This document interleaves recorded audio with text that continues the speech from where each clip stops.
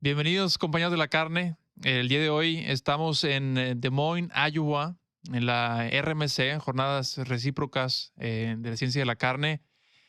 Y no podía faltar esta conversación antes de iniciar esto, haciendo un tipo kickoff, antes de iniciar estas entrevistas cortas, muy enfocadas a la industria de la carne. Con nosotros el doctor Nelson Huerta, doctor Carnal. Bienvenido. Gracias, doctor Najar. Mejor que nos dejemos eso de doctores, porque estamos entre pares, pues bien, y además muy buenos amigos. Bueno, te conozco con la diferencia generacional que tenemos, Poquita, así ¿no? que Que son 5 o 10 años. más o menos en madurez fisiológica, decimos nosotros en términos de carne, ¿no? Porque en la cronológica hay bastante más años. Bueno, gracias por la invitación a Miss Pat de nuevo. Mucha gente quizás no sabe el origen del doctor Carnal, vale la pena decirlo, porque después de pasar 12 años en México, ese es un argot muy mexicano. Decir carnal al amigo, al pana, como decimos nosotros en Venezuela. Y eso, el hecho de que esté relacionado con la carne, bueno, fue un buen seudónimo para empezar una tarea ejecutiva, una tarea educativa en el Facebook y también en Instagram, donde siempre estamos haciendo posts para educar al consumidor, a los carniceros, a los ganaderos. Y esto, bueno, eso empezó en el 2016. Y, y yo decía que uno de los primeros entrevistados fuiste tú, cuando en una RMC como esta, que esta es la número 75. Sí, sí, sí. Y allí a toda esa juventud pujante que nos van a hacer la generación de relevo, y me encanta mucho pues compartir contigo. Platíquenos un poco de cómo fue. Bueno, que la última vez que nos vimos fue en Reno, en el RMC el año pasado. Pasaron muchas cosas con usted. Platicábamos ayer en la cena de recepción de Texas Tech y me platicaba, bueno, platicando ya con semanas con antelación, que este año fue muy intenso. Ciertamente. Platíquenos un poco de todo lo que hace normalmente un investigador, profesor. Ujú. En 5 años usted lo quiso hacer y sacar en menos de 10 meses. ¿Cómo fue ese momento de Un estrés? Y poquito la más. verdad, y la verdad es algo para aquellos gente que no está en la academia o que entienda todo el trabajo que hay detrás de un artículo científico. ¿Cómo fue esa experiencia? ¿Qué lo orilló a decir? ¿Cuántos artículos publicó en menos de un año? En el 2026, en el 2021, 6 más una edición de un libro, y en este año vamos por 5. O sea, son 6, 12 más 5, 17. Más un libro editado. Wow, fuera de serie. O sea, bueno, la verdad es muchos datos, mucha información, mucho leer, mucho escribir y no cualquiera. La verdad valoro mucho eso y no nada más yo, sino la industria, todos esos artículos y que mucha gente lo aplica y lo ve en sus países. En Latinoamérica, muchos de esos fueron en inglés, en español. ¿Cómo los Todos divide? en inglés. ¿En inglés? Hay uno último que estamos por someter a consideración de la revista de la Asociación Latinoamericana de Producción Animal, la revista ALPA, Archivos Latinoamericanos de Producción. Ese va a estar en español y lo vamos a someter a consideración esta próxima semana. Bueno, ¿qué te puedo decir? Llegó la pandemia en el 2020 y viene el confinamiento, pues.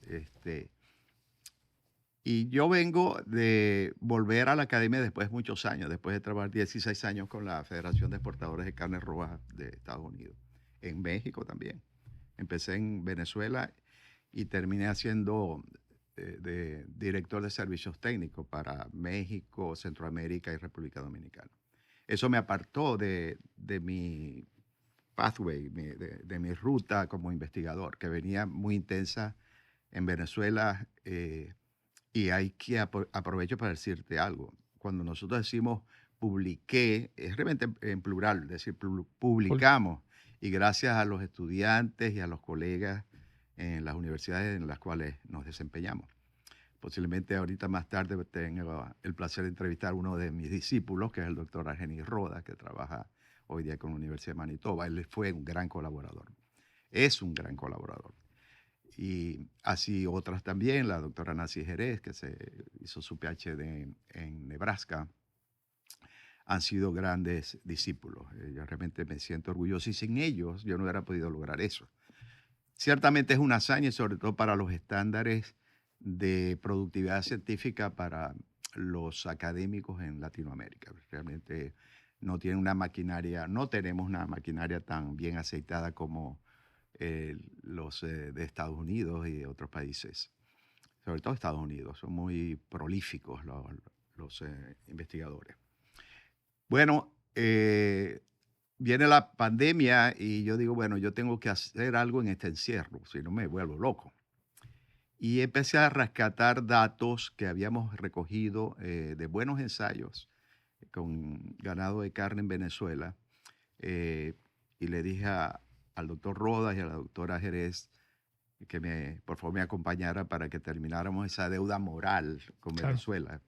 Eran datos, son datos muy aplicables hasta hoy en día, sobre todo para la producción de ganado de carne y la calidad de la carne tropical. ¿Ok? O sea que sirven para toda la gran parte de Centro y Suramérica, incluyendo a México, sur de México, Claro, claro. Brasil también, norte de Argentina. Entonces, esos datos fueron recogidos hace muchos años, ¿no?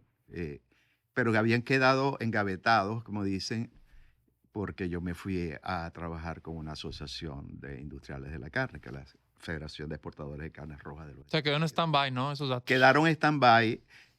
Mis discípulos, los doctores Rodas y- y Jerez, también no pudieron entrarle a esos datos porque por sus obligaciones en sus nuevos desempeños. Pero bueno, gracias a Dios me dijeron, vamos a darle. Y así empecé realmente una jornada muy intensa, de muchas horas de desvelo. Yo digo que cuando uno entra en el modo de escribir, tú tienes que hacerlo día y noche, no hay otra manera. No, no, Sí, no. Hasta tú uno lo, se duerme pensando en eso, ¿no? sí, sí, exactamente. Entonces, bueno, fuimos capaces de analizar. El doctor Rodas analizó la parte estadística, algunas veces lo hacía él, otras veces lo hacía la doctora Jerez. Y yo me encargaba de escribir. Por muchos años yo siempre serví de coautor. Y yo prefería poner de primer lugar a mis discípulos, ¿verdad? Siempre con una condición. Si tú escribes, yo le decía al equipo de investigación que yo formé en Venezuela, le conocen como el equipo de Carnes Luz, porque se llama la Sí. Universidad del Zulia. Entonces el equipo de Carnes Luz pusimos algunas normas no escritas y decíamos, el que escriba el primer draft, el primer borrador, ese va a ser el primer autor. Y por supuesto yo los acompañaba en todo el proceso. Bueno, esta vez, considerando el tiempo que tenía muy corto para dedicárselo a escribir tanto al doctor Rodas en Canadá como a la doctora Jerez de Chile, yo me encargué de escribir prácticamente todo. Ellos se encargaban del análisis estadístico, ayudarme con la tabulación, las tablas y todo lo demás lo hacía yo.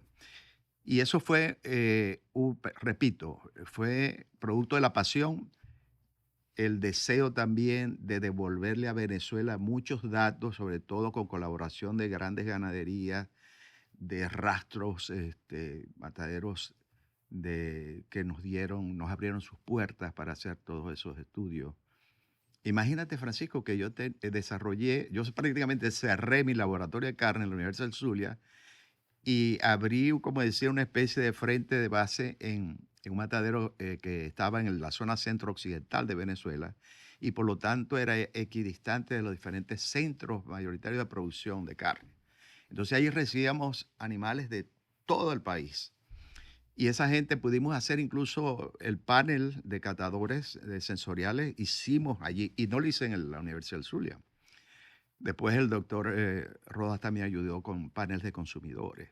Y con esos dos instrumentos, para decirlo así, que puede sonar muy impersonal, gracias a eso le hemos publicado todo. Todo está publicado. También mucho es en calidad de carne, también trabajamos en calidad nutritiva de la Sí, carne, caracterización del perfil nutricional de la carne venezolana. Eh, y, y bueno, ahí en eso, en el 2020, 12 de marzo, mucho llega la trabajo. pandemia y allí arrancamos.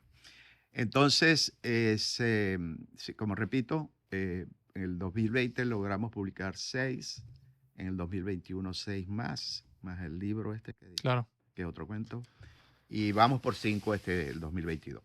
Eh, sí, trabajar, hacer 6 artículos científicos en revistas arbitradas y de buen impacto es un sacrificio. No, no, no, sí, sí, sí. Y reviews y que te lo Y revisen reviews, y convencer al que te está revisando. exacto. Pero hablemos un poco del tema, hablamos de un poco de que estamos de fiesta estos 2, 3 días que estamos aquí en Des Moines, reunidos con la familia, miembros de la Asociación Americana de Ciencia de la Carne. ¿Qué usted ha visto, bueno, esta mañana con el inicio, con el kickoff de esta parte, esta apertura de estas jornadas? Ujú. ¿Qué opina? ¿Qué se viene de sorpresas estos 2 días? Platicamos que usted tuvo un póster. ¿Qué ha visto interesante? ¿Cuáles son sus expectativas para este RMC número 75? Bueno, fíjate, primero es, es asombrosa la audiencia, o sea, la asistencia de, sobre todo de muchos estudiantes de las principales universidades que están en esta gran asociación, ¿verdad? Porque la Asociación Estadounidense de Ciencia de la Carne es algo casi único.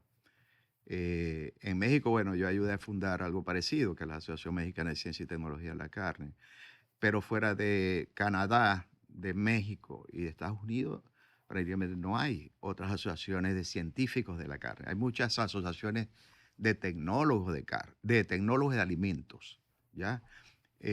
Pero así de carne en forma específica como es la AMSA, o sea, la American Meat Science Association, no hay en otra forma.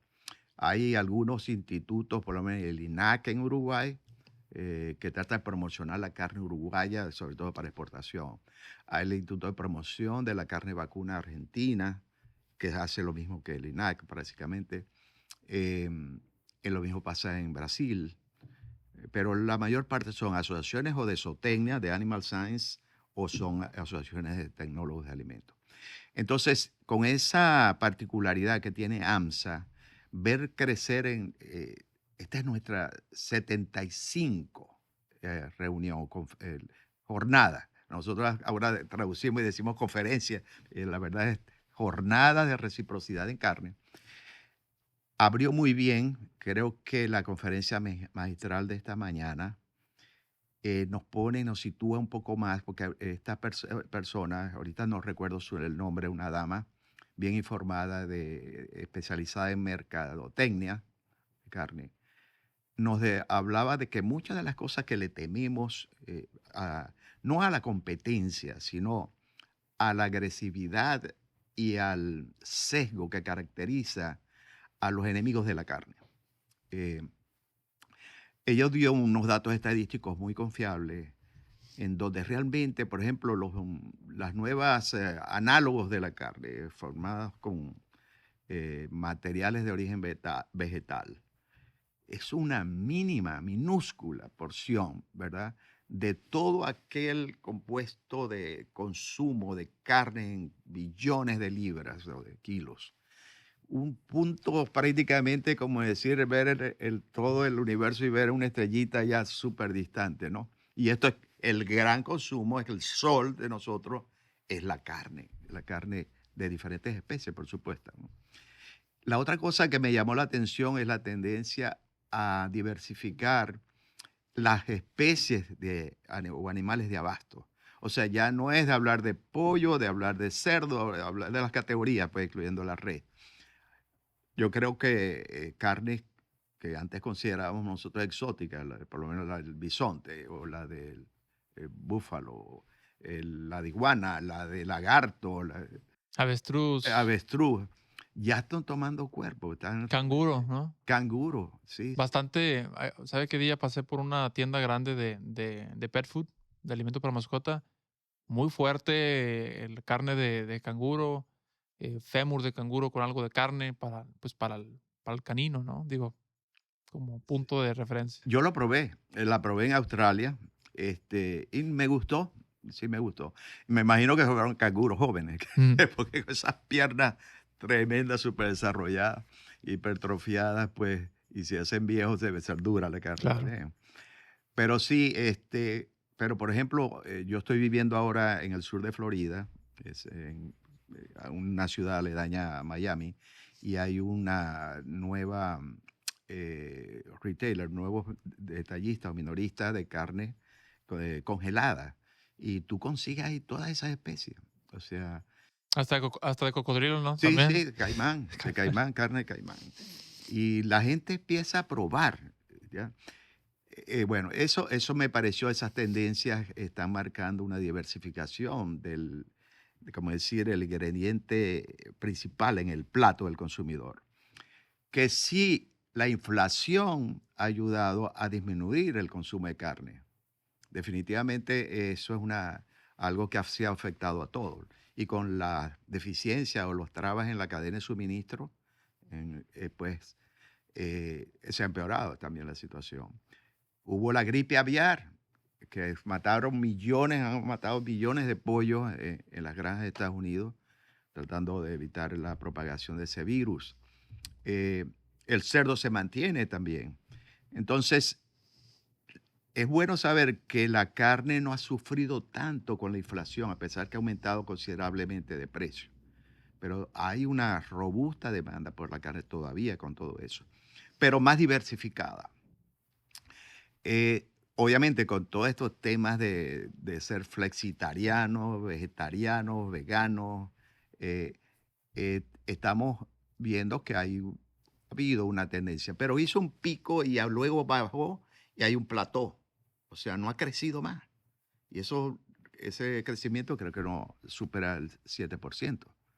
Este, de tal manera que esos fueron los mensajes clave que yo tomé de la conferencia magistral de esta mañana. Yo pienso que habrá otras conferencias, sobre todo en marketing, que me interesa o nos interesarán mucho, Claro. Francisco, Sí, sí, sí. porque hay que estar, mira, yo Al día. sí, a veces los científicos Es que, hacemos los estudios de laboratorio y nos olvidamos es lo que que está pasando. ese es el tema, ¿no? Vemos que mucho marketing y yo creo que eso da cabida a lo mejor para platicar otro episodio. Sí. Pero una de las razones de esto, de que esto inicie y de que esto siga, es hacerle un frente a toda esa, pues es una comunidad, de una u otra manera es una comunidad que está en contra del consumo de carne, muchas de las veces sin fundamento, ya lo platicamos el año pasado, muchas de las veces no Ujú, carecen de algo, de una base científica para decir ujú. que si da cáncer, que si me engorda, que si, bueno, mucha satanización, que eso fue uno de los últimos o pasados episodios que platicamos usted y yo. Sí. Eh, pero bueno, vamos a dejar un poquito más para los próximos episodios Claro. pues de esta tarde, de mañana, para seguir con la plática. Muchas gracias por su tiempo. Vamos a estar poniendo un poco un poco de highlights de lo que se vivió en el RMC 2022. Y pues bueno, muchas gracias por estar No, con gracias a nosotros. ti, Francisco. Después hablaremos del póster de y de lo que realmente el papel que tiene en la producción tropical, desde el sur de México hacia la Patagonia. Esté Gracias. bien.